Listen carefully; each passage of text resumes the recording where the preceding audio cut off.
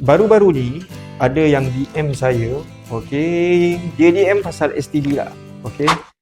Saya rasa young lady, umur, saya sempatlah stalk dia punya TikTok account, saya tengok dia masih lagi dalam usia muda lagi, cantik, umur mungkin dalam 20 ke 23. Okey, dalam tu dia message, dia bagi tahu dia ada melakukan hubungan seks secara bertukar-tukar pasangan. Okey, dia tak konsisten dengan satu pasangan, dia tukar-tukar pasangan.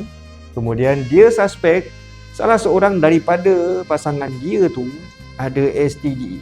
Jadi dia DM kami, dia tanya adakah dia pun berpotensi kena STD juga.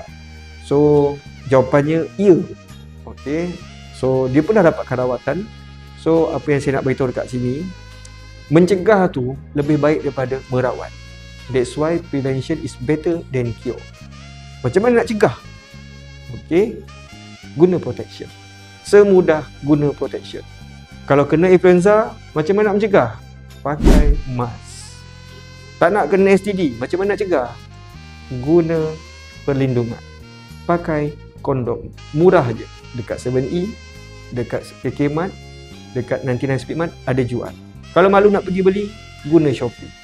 Saya bukan nak encourage awak buat hubungan terlarang, tapi kena ingat, mencegah lebih baik daripada merawat. Doktor takkan judge you, doktor takkan judge awak, tugas doktor selamatkan awak.